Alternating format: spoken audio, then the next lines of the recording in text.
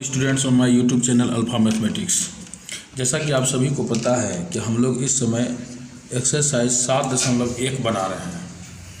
इस एक्सरसाइज के अंतर्गत हम लोग 3 चीज़ों के विषय में सीखेंगे, 3 चीज़ों को निकालना सीखेंगे। पहला परिवर्त ट्रांसपोज, दूसरा सहखंडज एडजॉइंट और तीसरा व्युत्क्रम अर्थात इन्वर्स। इन तीनों में हम लोगों ने ट्रांसपोज और सहखंडज अर्थात एडजॉइंट निकालना सीख लिया है। आज हम लोग इस वीडियो में आव्यूह का व्युत्क्रम अर्थात इन्वर्स निकालना सीखेंगे। तो सबसे पहले हमको ये समझना होगा कि किसी भी आव्यूह का व्युत्क्रम किसे कहेंगे। तो किसी भी आव्यूह का व्युत्क्रम वह आव्यूह होता है जिसे प्रदत्त आव्यूह में गुना करने पर गुणनफल इकाई आव्यूह अर्थात यूनिट मैट्रिक्स प्राप्त हो। अब ये यूनिट मैट्रिक्स क्या है, तो देखिए इकाई आव्यूह का भी डेफिनेशन हमने यहाँ पर लिख दिया है कि वह वर्ग आव्यूह जिसके विकर्ण अवयव डायगोनल एलिमेंट के सभी अवयव इकाई अर्थात 1 हों एवं विकर्ण अवयव के अतिरिक्त सभी अवयव शून्य हों, इसे हम इकाई आव्यूह कहते हैं। अर्थात हमने आप लोगों को पढ़ाया था क्लास में कि कोई भी जो आव्यूह होता है उसमें जो डायगोनल एलिमेंट होते हैं वह कौन होते हैं। तो हमने आपको बताया था कि इस तरीके से इस कोने से लेकर इस कोने के जितने भी एलिमेंट है इसी को हम लोग कहते हैं डायगोनल एलिमेंट। इसी को हम लोग डायगोनल एलिमेंट कहते हैं। यानी अगर इस तरह से अगर लिख दें हम इनके एलिमेंट को, यदि हम लिखकर दर्शा दें तो किसी भी मैट्रिक्स के पहले रो पहले कॉलम, दूसरे रो दूसरे कॉलम और तीसरे रो तीसरे कॉलम के जो अवयव होते हैं उसे हम विकर्ण अवयव कहते हैं। क्या कहते हैं? विकर्ण अवयव कहते हैं। और ये विकर्ण अवयव जो है वह इकाई अर्थात 1 होनी चाहिए और इसके अलावे जो अवयव है वह शून्य होने चाहिए। जैसे आप एग्जाम्पल में यदि यहाँ पर देखें a बराबर लिए हम 2 × 2 कोटि का एक वर्गाव्यूह लिए हैं 1 0 0 1। यहाँ पर अगर आप देखेंगे तो ये जो डायगोनल एलिमेंट है यह 1 है, इसके अलावे जो एलिमेंट है वह शून्य है, अर्थात ये एक यूनिट मैट्रिक्स है। उसी प्रकार से यदि हम यहाँ B में मैट्रिक्स B को भी देखें तो यहाँ पर जो डायगोनल एलिमेंट है वो 1 है, इसके अलावे जो अवयव हैं सभी शून्य हैं, इसीलिए ये भी एक यूनिट मैट्रिक्स होगा। तो कोई भी आव्यूह का व्युत्क्रम वह आव्यूह होगा जिसे प्रदत्त आव्यूह में गुना कर देने पर उसका जो गुणनफल है वह यूनिट मैट्रिक्स प्राप्त हो, अर्थात इस प्रकार से प्राप्त होगा जिसका कि डायगोनल एलिमेंट 1 होगा, डायगोनल एलिमेंट के अलावे सारे अवयव शून्य होंगे। यहाँ पर यदि हम देखें तो 2 मैट्रिक्स हमने यहाँ लिया है a बराबर 1 2 3 7 और दूसरा हम यहाँ पर लिए हैं b = 7 - 3 - 2 1। यहाँ पर दोनों एक दूसरे का व्युत्क्रम है। क्यों? क्योंकि यदि मैट्रिक्स A को मैट्रिक्स B के साथ मल्टीप्लाई कर दिया जाए तो देखिए इसका जो प्रोडक्ट है वह निकलकर यूनिट मैट्रिक्स आ जाएगा। देखिए आइए हम लोग यहाँ पर गुना कर लेते हैं। a दिया हुआ है 1 2 3 7 और दूसरा यहाँ पर दिया हुआ है 7 - 3 - 2 1। प्रोडक्ट आप लोग जानते हैं, 2 मैट्रिक्स का प्रोडक्ट निकालना आप लोग जानते हैं, हमने वैसे बता दिया। इसमें रो इंटू कॉलम करते हैं हम लोग। 1 को गुना करेंगे 7 के साथ तो 7 हो जाएगा, 3 को गुना करेंगे 3 के साथ तो हो जाएगा कितना -6 और दूसरा 1 × 3 कर दें तो -3 और 3 × 1 कर दें तो +3, 2 × 7 कर दें तो 14 -7 × -2 14 -6 और +7। यहाँ पर यदि हम इसको हल कर दें तो 7 में 6 जाएगा 1 0, यहाँ भी ये कट जाएगा 0 और इधर 1 प्राप्त होता है। यहाँ पर आप देख रहे होंगे कि जब a और b को गुना किया गया तो यूनिट मैट्रिक्स प्राप्त हुआ। यूनिट मैट्रिक्स को वैसे हम I से इंडिकेट करते हैं, इसको अंग्रेजी में आइडेंटिटी मैट्रिक्स भी कहते हैं, इसीलिए इसे I से भी इंडिकेट किया जाता है। तो यहाँ पर कह सकते हैं कि A का व्युत्क्रम B है या B को A के साथ भी गुना किया जाए तो 1 0 0 1 ही अर्थात यूनिट मैट्रिक्स से प्राप्त होगा, इसीलिए B का भी व्युत्क्रम A को कहा जा सकता है। इसी व्युत्क्रम को निकालने के लिए हम लोगों ने एक्सरसाइज 5.4 में भी 5.4 में भी पढ़ लिया था यूनिट मैट्रिक्स। किसी भी स्क्वायर मैट्रिक्स का हम लोग इन्वर्स निकालने के लिए एक्सरसाइज 5.4 में हम लोगों ने पढ़ लिया था, लेकिन वहाँ पर हम लोगों ने प्रारंभिक संक्रिया के माध्यम से इन्वर्स निकालना सीखा था। किसी भी मैट्रिक्स का इन्वर्स निकालना जो हम लोग वहाँ पर सीखे थे वह प्रारंभिक संक्रिया के माध्यम से सीखे थे, लेकिन यहाँ पर हम व्युत्क्रम निकालना जो सीखेंगे वह प्रारंभिक संक्रिया से नहीं बल्कि एक सूत्र के माध्यम से सीखेंगे। वह सूत्र है, मैं लिख रहा हूँ यहाँ पर वह सूत्र। आप यहाँ पर एक बात थोड़ा सा समझ लीजिए कि अगर a कोई आव्यूह है और इसका इन्वर्स निकालना है, इन्वर्स कहने का अर्थ हो गया कि 1/a। वैसे आप लोग पढ़े होंगे पहले कि किसी भी संख्या का व्युत्क्रम निकालने के लिए हम लोगों को जब कहा जाता था तो व्युत्क्रम में हम लोग क्या करते थे, संख्याओं को पलट देते थे। जैसे 4/5 कोई संख्या है तो इसका व्युत्क्रम 5/4 होता था। ऐसा इसलिए क्योंकि डेफिनेशन कहता है कि किसी भी संख्या का व्युत्क्रम वह संख्या होगा जिसे प्रदत्त संख्या में गुणा कर देने से गुणनफल 1 प्राप्त हो। यहाँ पर देखेंगे 4/5 है, इसका व्युत्क्रम 5/4 है, इसलिए क्योंकि इसको अगर हम मल्टीप्लाई कर देंगे तो इक्वल टू 1 आ रहा है। इसीलिए हम यह कह सकते हैं कि यदि कोई मैट्रिक्स A है तो इसका व्युत्क्रम 1/a होगा, क्योंकि इसको अगर क्रॉस करते तो बराबर 1 निकल के आ जाएगा। इसी को हम लोग जो ऊपर लेके जाएंगे तो लिखेंगे A इन्वर्स। अर्थात अगर कोई मैट्रिक्स A है तो उसे इन्वर्स के रूप में हम A पर पावर -1 लिखते हैं और इसे पढ़ते हैं A इन्वर्स। क्या पढ़ते हैं? A inverse. तो यहाँ पर अगर कोई मैट्रिक्स A है तो उसका A इन्वर्स का फॉर्मूला हो जाता है 1/डिटर्मिनेंट of A into adjoint A।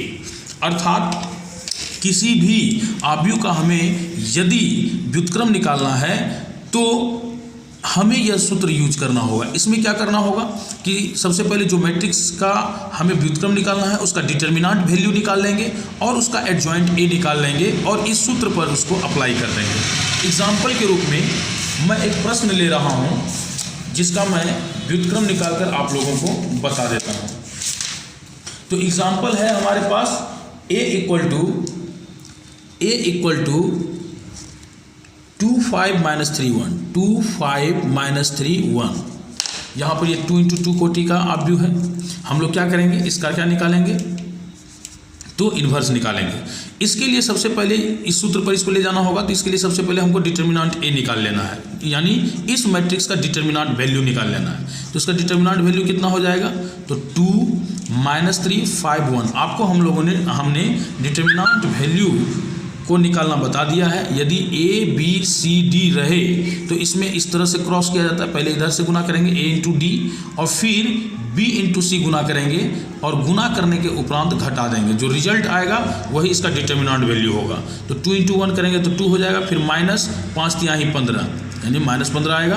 तो इसको अगर हम लोग माइनस प्लस हो जाएगा, 2 + 15 बराबर क्या निकल आएगा 17।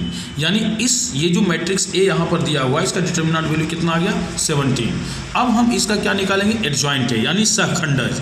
तो सहखंडज निकालने के लिए हमने आप लोगों को बता दिया है कि पहले जिस आव्यूह का सहखंड निकालना है उसके सभी अवयवों का उपसारणिक निकालते हैं और उसमें माइनस से गुना कर देते हैं।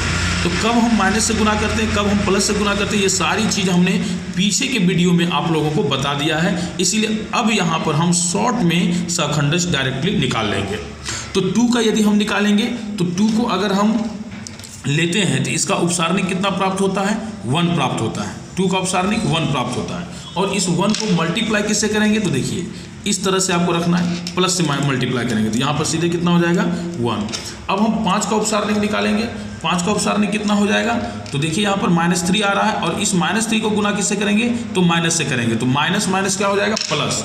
और यहाँ पर हमने आप लोगों को बता दिया था क्योंकि सहखंड का ट्रांसपोज करना होता है, इसीलिए डायरेक्टली जब हम इसका एडजॉइंट निकालेंगे अर्थात शॉर्ट में तो रो का सहखंड निकालेंगे, परंतु उसे लिखेंगे कॉलम में ताकि साथ ही साथ ट्रांसपोज हो जाएगा। तो यहाँ पर यह हो जाएगा +3।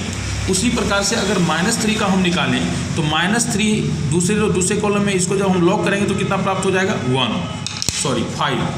अब इस 5 को माइनस से मल्टीप्लाई कर देंगे तो हो जाएगा -5। उसी प्रकार से अगर 1 का हम सहखंड निकालेंगे तो चूंकि ये दूसरे कॉलम में मौजूद है इसलिए इसके एलिमेंट को यदि हम लॉक कर देते हैं तो -3 प्राप्त होता है और ये -3 को मल्टीप्लाई हम लोगों ने यहाँ पर 1 का गलत सहखंड निकाला है।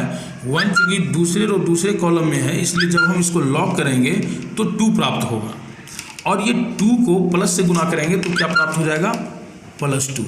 ये गलती हो गया था। अब यहाँ पर जो सूत्र है A inverse equal to 1 by determinant of A into adjoint A, इसमें जा करके पुट कर देंगे तो यहाँ पर डिटर्मिनेंट ऑफ A का वैल्यू हमारा कितना आया 17, एडजॉइंट A का वैल्यू कितना आया 1 माइनस 5 प्लस 3 और प्लस 2, यही हो जाएगा हमारा आंसर। तो बहुत ही आसान है। अब हम लोग एक 3 इंटू 3 कोटि का भी निकाल लेते हैं। तो 3 इंटू 3 कोटि का निकालने के लिए एक एग्जाम्पल हम यहाँ पर ले रहे हैं। b इक्वल टू दिया हुआ है 1 1 1, फिर दिया हुआ है 3 4 3, फिर दिया हुआ है 3 3 4। ये 3 इंटू 3 कोटि के आव्यूह हैं जिसका कि हम लोगों को इन्वर्स निकालना है। तो इसका इन्वर्स निकालने के लिए सबसे पहले हम इसका डिटर्मिनेंट वैल्यू निकाल लेते हैं। डिटर्मिनेंट वैल्यू निकालने हमने आप लोगों को क्लास में ही बता दिया था। 3 इंटू 3 कोटि का डिटर्मिनेंट वैल्यू जब हम लोग निकालते हैं तो पहले क्या करते हैं, किसी भी रो या कॉलम के अनुदिश इसका प्रसरण कर देते हैं। यहाँ पर हम रो 1 के अनुदिश प्रसरण कर रहे हैं। रो 1 के अनुदिश प्रसरण करने